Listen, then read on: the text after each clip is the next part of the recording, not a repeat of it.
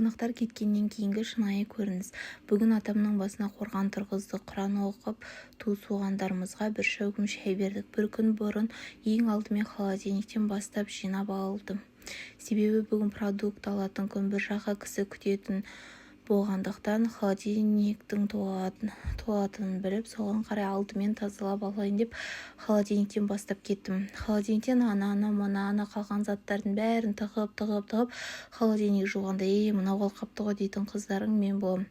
Холодильниктен шыққан ыдыстардың барлығын реттеп алдым да енді жууға келсем фериімде сезді-ау деймін, бүгін продукт алатынымызды, бұл да бітіп тұр.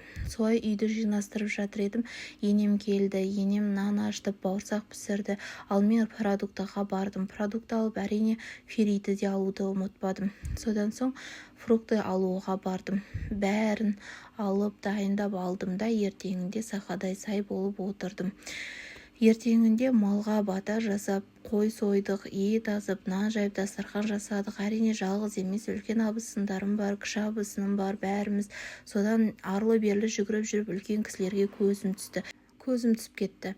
Үлкен кісі береке ғой шіркін. Бір бөлмеде апалар өздерінше әңгіме айтып отыр, бір бөлмеде аталар әңгіме айтып отыр.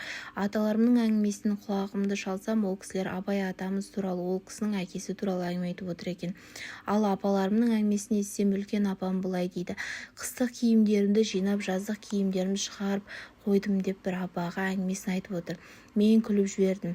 Содан апам: әй, қыстық киімдерімді жинап тастамасам, жаздық киімдермен қабаттасып шашылып кетеді екен дейді. Одан ары күлдім. Жастары біразға келсе де көңілдері жасқа шіркін қашанда деп ойладым. Үйдің іші абыр-сабыр болып, біраз мәз-мейрам болып қалдық. Келіндік міндетімді атқарып жүрсем де, көңілімде өзім де риза болып жүрдім. Кісілердің бәрін шығарып салып, соңында қазан ошақтағы ыдыстарымды реттеп алдым. Өз апам үйде болған, қазан жуатынымды біліп, қазанды біреуге бермес бұрын ішіне дәм салуды ұмытпа деді. Бұны білетінмін, апамнан талай естіп көрдім ғой, сонда да тыңдағаным артық болмас деп отырып, жуған қазанымның ішіне осындай дәм салып жібердім. Осы видео ұнаса лайк басып, комментария жазып, маған тіркеле кетіңіздер.